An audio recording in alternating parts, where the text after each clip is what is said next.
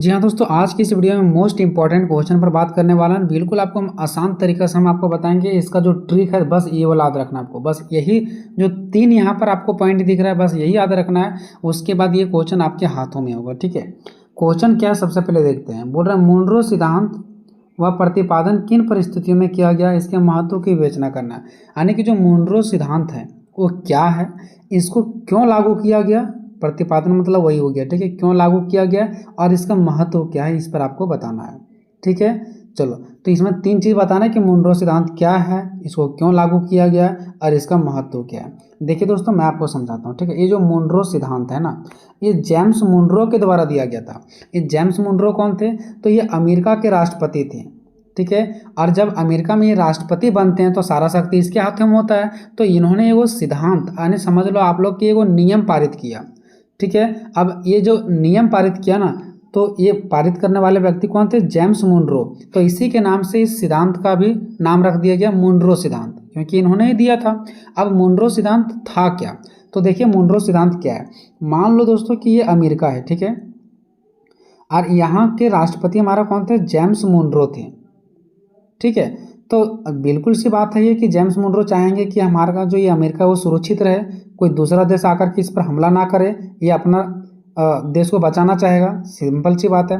तो सेम ऐसा ही होता है। देखिए दोस्तों, दो महाद्वीप है, हमको पता है कि टोटल दुनिया में जो है वो टोटल 7 महाद्वीप है। ठीक है, 7 महाद्वीप में से आप लोग पढ़े होंगे दोस्तों, एक अमेरिका भी महाद्वीप है और एक यूरोपीय भी महाद्वीप है। ठीक है, तो अमेरिका के महाद्वीप में बहुत सारे देश भी आते हैं। तो यहाँ डर बना हुआ था, ठीक है, कि कहीं यूरोप वाले आकर के यहाँ पर हमला ना करें। इसीलिए जेम्स मुनरो ने, ठीक है, जेम्स मुनरो किधर के थे, तो ये अमेरिका साइड के थे। ठीक है, तो जेम्स मुनरो ने एक कानून बनाया जिसमें से ये कहा कि यूरोप के कोई भी लोग हमारे तरफ नहीं आएंगे, ना हम मेरे किसी भी देश पर कब्जा करेंगे। जितने भी अमेरिका महाद्वीप के अंतर्गत देश आते हैं वो किसी पर कब्जा नहीं करेंगे। ठीक है, ना तो मैं आप पर कब्जा करने के लिए जाऊंगा। ठीक है, ना तो आप हमारे लिए कब्जा करने के लिए आओगे, ना मैं आपके यहाँ कब्जा करने के लिए जाऊंगा। ठीक है, यही एक सिद्धांत दिए थे जेम्स मुनरो। ठीक है, और ये जेम्स मुनरो अपने के लिए नहीं दिए थे, ये दूसरे देशों के लिए सिद्धांत दिए थे, इसलिए इसको विदेश नीति भी कहा जाता है। ठीक है, जो जेम्स मुनरो ने ये सिद्धांत दिए थे इसको विदेश नीति कहा जाता है, क्योंकि ये दूसरे देश के लिए था, विदेशों के लिए था, अपने ही देशों के लिए थोड़ी नहीं था, दूसरे देशों के लिए था। ठीक है, तो कहीं भी अगर अमेरिका बात आएगा तो भी आपको ध्यान देना है, कहीं यूरोपीय देश आएगा तो भी आपको ध्यान देना है। ठीक है, चलो सबसे पहले परिचय पढ़ते हैं। मुनरो सिद्धांत अमेरिका का एक विदेश नीति है। मैंने आपको बताया अमेरिका का विदेश नीति है ना, अमेरिका का विदेश नीति है जिसे अमेरिका के राष्ट्रपति जेम्स मुनरो ने दिया था। यह सिद्धांत कहता है कि अमेरिका को यूरोपीय देश अपने कब्जे के लिए इस्तेमाल नहीं कर सकते, है ना। यह सिद्धांत क्या कहता है कि अमेरिका को यूरोपीय देश अपने कब्जे में इस्तेमाल नहीं कर सकता है, मतलब अमेरिका में आकर के वो कब्जा नहीं कर सकता यूरोप। यानी कि यूरोप देश अमेरिका के महाद्वीप के मामले में दखलंदाजी ना करे। यानी जो यूरोप देश है ना वो अमेरिका में आकर के कहीं अमेरिका मिलेगा, कहीं अमेरिका महाद्वीप मिलेगा, घबराना नहीं है। ठीक है, कहीं शॉर्टकट में आपको सिर्फ अमेरिका देखने को मिल सकता है, कहीं अमेरिका महाद्वीप भी देखने को मिल सकता है। ठीक है, तो ये हो गया। यानी कि इसका सिंपल सी बात क्या है कि जो यूरोप देश है ना वो अमेरिका के महाद्वीप में किसी भी तरीके से दखलंदाजी ना करे, यहाँ पर ना आए, यहाँ पर हस्तक्षेप ना करे। इसके बदले में अमेरिका भी यूरोप की राजनीतिक व्यवस्था में हस्तक्षेप नहीं करेगा। मतलब ना तो हम अमेरिका पर यूरोप के किसी देश को हस्तक्षेप करने देंगे, ना तो हम खुद यूरोप में जाकर के हम हस्तक्षेप करेंगे, ना आपको हम हस्तक्षेप करने देंगे, ठीक है, लूटने देंगे, ना तो हम आपके यहाँ जाकर के कुछ हस्तक्षेप करेंगे। सीधा बात है। इसका मुख्य उद्देश्य था कि अमेरिका महाद्वीप को यूरोपीय महाद्वीप से सुरक्षित करना था। ठीक है, यानी कि मुनरो सिद्धांत जो दिया गया था इसका मेन उद्देश्य क्या था दोस्तों, कि अमेरिका के महाद्वीप को यूरोपीय महाद्वीप से सुरक्षित रखना, ताकि अमेरिका महाद्वीप पर आकर के किसी भी देश पर कोई हमला ना कर दे, है ना। बात करते हैं किन परिस्थितियों में यह सिद्धांत लागू किया गया। आखिर क्या ऐसा संकट आ गया होगा कि ये सिद्धांत को लागू करना ही पड़ा, तो आखिर डर का माहौल बना होगा, इन लोगों को लगा होगा कि हो सकता है यूरोप वाले आकर के हमारे ऊपर हमला कर देंगे, तो चलो हमला करेंगे, इससे पहले ही हम एक सिद्धांत बना देते हैं, हम लोग कानून बना देते हैं। तो निम्नलिखित परिस्थितियों में यह सिद्धांत लागू किया गया। देखो पॉइंट यहाँ पर, हम यहाँ पर पॉइंट बाय पॉइंट नहीं लिखे हैं, ठीक है, आप डायरेक्टली नंबर 1 देंगे और ऐसा ही लिखेंगे। देखो क्यों लागू किया गया था?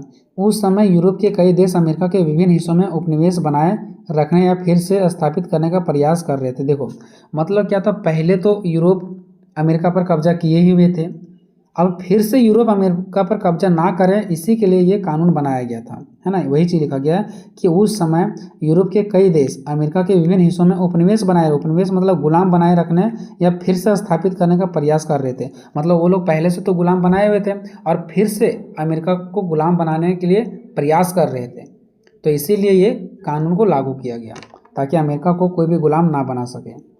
दूसरा है, अमेरिका महाद्वीप के कई हिस्सों में क्रांतियां और स्वतंत्रता संग्राम हो रहे थे, जिससे यूरोपीय शक्तियां पुनः हस्तक्षेप कर अपनी सत्ता स्थापित करना चाहते थे। देखो अमेरिका के महाद्वीप में बहुत सारे देश आते हैं, अब बहुत सारे महाद्वीप में जो बहुत सारे देश आते हैं ना, तो सारे देश में लड़ाई, लगभग बहुत सारे ऐसे भी देश थे अमेरिका के अंदर जो अभी भी लड़ाई चल ही रहा था, क्रांति चल रहा था स्वतंत्रता को लेकर के कि मुझे आज़ादी चाहिए, आज़ादी चाहिए। मतलब मान लो ये अमेरिका महाद्वीप है, यहाँ पे बहुत सारे देश है ना, तो बहुत सारे देश में अभी भी लड़ाई झगड़ा चल ही रहा है, ठीक है। तो ऐसे में डर हो गया कि कहीं फिर से आकर के यही लड़ाई झगड़ा में, इसी लड़ाई झगड़ा में शामिल ना हो जाए यूरोप आकर के और मज़ा ना ले ले इसी का, क्योंकि पहले से क्रांति हो रहा था तो डर था कि इसी क्रांति में आकर के हो सकता है आए और वो अपना अंदर कर लें, ठीक है। तो क्रांति और स्वतंत्रता संग्राम तो हो रहे थे, तो यूरोपीय शक्तियां पुनः हस्तक्षेप फिर से ना कर ले, फिर से वो अपने अंदर गुलाम ना बना ले, इसी के लिए मुनरो सिद्धांत अपनाया गया। तीसरा, अमेरिका विशेषकर अमेरिका सरकार, वही अमेरिका बोलो चाहे तो अमेरिका के सरकार बोलो, बात एक ही पड़ रहा है, इन प्रयासों को रोकना चाहती थी ताकि यह क्षेत्र यूरोप के उपनिवेशवाद से मुक्त हो रहे।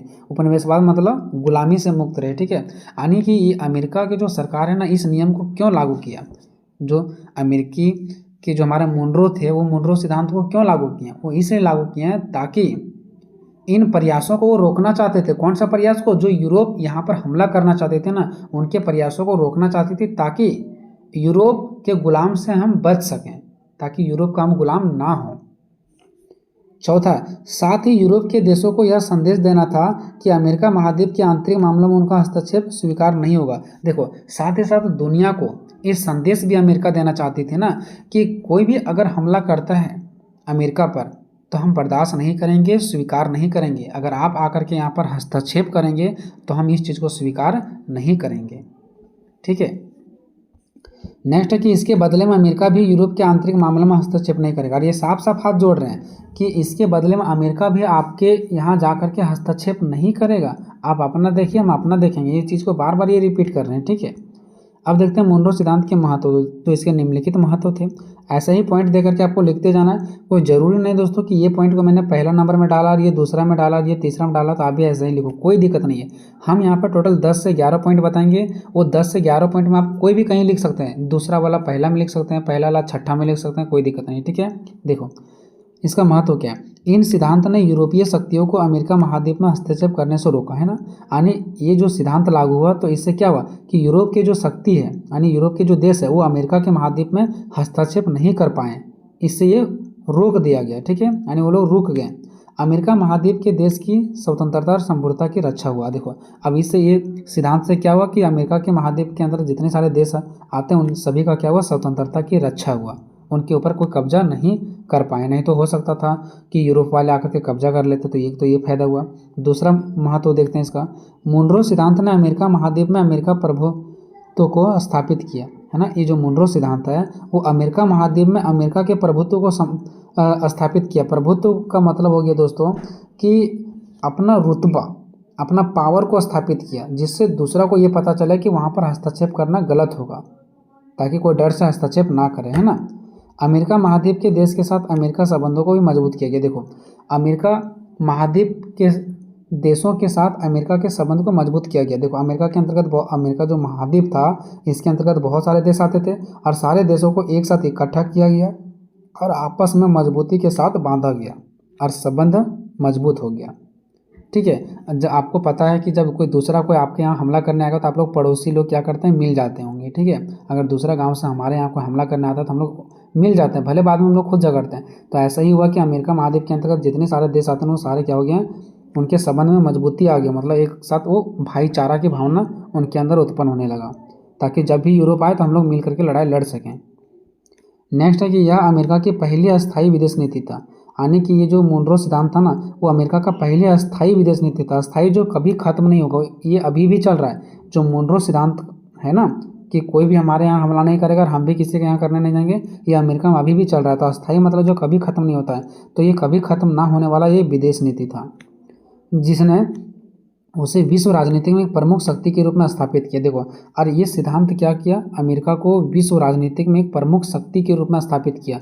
इससे अमेरिका की शक्ति को पता चल रहा है विश्व में, है ना, पूरा विश्व में अमेरिका की शक्ति के बारे में पता चल रहा है कि अमेरिका के साथ हम नहीं जाएंगे, ठीक है, और अमेरिका के किसी भी देशों पर हम हमला नहीं करेंगे। आखिर ये उसका शक्ति के बारे में पता चल रहा है ना। नेक्स्ट है चौथा, इस सिद्धांत के अनुसार अमेरिका यूरोपीय देशों की आपसी राजनीति में हस्तक्षेप नहीं करेगा। देखो, ये सिद्धांत के अनुसार अमेरिकी जो है ना, वो यूरोप देशों की आपसी राजनीति में हस्तक्षेप नहीं करेगा, लेकिन अमेरिका महाद्वीप में किसी भी नए उपनिवेशवाद को बर्दाश्त नहीं करेगा। देखो, ये क्या करें कि अमेरिका किसी भी यूरोप देशों पर हस्तक्षेप नहीं करेगा, अमेरिका किसी भी यूरोप देशों को छेड़छाड़ करने नहीं जाएगा, लेकिन अमेरिका महाद्वीप पर भी अगर कोई गुलामी करना चाहे तो वो भी हम बर्दाश्त नहीं करेंगे। नेक्स्ट है कि इस सिद्धांत से अमेरिका की स्वतंत्रता संप्रभुता की रक्षा बना रहा। ये सिद्धांत हमेशा अमेरिका को क्या मजबूती करके रखा, ठीक है, जिससे अमेरिका की स्वतंत्रता बचा रहा है। नहीं तो अगर आकर के कोई इसको गुलाम बना लेता तो इसका स्वतंत्रता हट जाता, इनका आज़ादी खत्म हो जाती। छठा देखो, मुनरो सिद्धांत ने यूरोप और अमेरिका के बीच शक्ति संतुलन बनाए रखा, है ना। मुनरो सिद्धांत जो था, इससे यूरोप और अमेरिका के बीच की जो शक्ति है ना, वो संतुलन बना रहा। यूरोप ना तो इधर आ सके ना तो अमेरिका इधर जा सके, ये दोनों के बीच शक्तियों का संतुलन बना रहा। कैसे? मुनरो सिद्धांत के अकॉर्डिंग, क्योंकि मुनरो सिद्धांत कहता है कि ना हम आपके यहाँ जाएंगे ना आप हमारे यहाँ आइए, तो जो भी आपके पास शक्ति है अपने ही यूज कीजिए, दूसरा देश पर यूज करने की जरूरत नहीं है। सातवां क्या है कि यह अमेरिकी राष्ट्रवाद और विदेश नीति के लिए एक मील का पत्थर साबित हुआ। मील का पत्थर साबित हुआ दोस्तों, मतलब बहुत ही कारगर साबित हुआ, है ना, अमेरिकी राष्ट्रवाद के लिए और इनकी विदेश नीति के लिए। अमेरिकी राष्ट्रवाद मतलब खुद के देश के लिए और विदेश नीति मतलब दूसरे देश के लिए। ये बहुत ही अच्छा साबित हुआ, अपने के लिए भी और दूसरे के लिए भी। आज भी यह सिद्धांत अमेरिकी विदेश नीति में प्रभावी और अमेरिका के क्षेत्रीय हितों की रक्षा करता है। मतलब ये सिद्धांत आज भी अमेरिका में प्रभावी है, मतलब अभी भी ये चल रहा है और वहाँ के लोगों की रक्षा कर रही है। नेक्स्ट क्या कि यह अमेरिकी राष्ट्रवाद का अभिन्न हिस्सा बन गया। देखो, ये अमेरिकी का राष्ट्रवाद का जो ये मुनरो सिद्धांत है ना, वो वहाँ के लोगों के लिए एक दिलों में बैठ गया, मतलब वहाँ का एक हिस्सा बन गया है मुनरो सिद्धांत, जिसने अमेरिका को न केवल एक महाशक्ति बनाया बल्कि विश्व राजनीति में उसकी भूमिका को भी मजबूत की। जो मुनरो सिद्धांत है ना, वो उस समय की बात है जब अमेरिका कमज़ोर हुआ करता था, तो उस टाइम अमेरिका को तो ये मुनरो सिद्धांत बचा भी लिया, यानी इनका रक्षा भी कर लिया और इनको महाशक्ति भी बना दिया, अब इनको मजबूत भी बना दिया। नेक्स्ट है कि मुनरो सिद्धांत ने अमेरिका को यूरोपीय युद्धों और विवादों से दूर रखा और अमेरिका राष्ट्रवाद को मजबूती किया। देखो, जो मुनरो सिद्धांत है ना, वो अमेरिका को यूरोपीय युद्धों से दूर रखा, विवादों से दूर रखा, और ये अपना बस विकास पर ध्यान देते गए और इनका राष्ट्रवाद मजबूत होते गया। ये किसी के पीछे नहीं पड़े, ना तो किसी को अपने पीछे पड़ने के लिए बोलते थे। नेक्स्ट है, किसी भी यूरोप देश द्वारा अमेरिका के देश में हस्तक्षेप को अमेरिका अपनी सुरक्षा के लिए खतरा मानेगा। देखो, अमेरिका का सीधा सीधा कहना है कि कोई भी अगर यूरोप देश अमेरिका के देशों पर हस्तक्षेप करता है तो हम उसको खतरा मानेंगे, है ना, कि आप मेरा सुरक्षा को खतरा पहुंचा रहे हैं, हम आपके यहाँ नहीं जाएंगे और आप हमारे यहाँ भी मत आइए।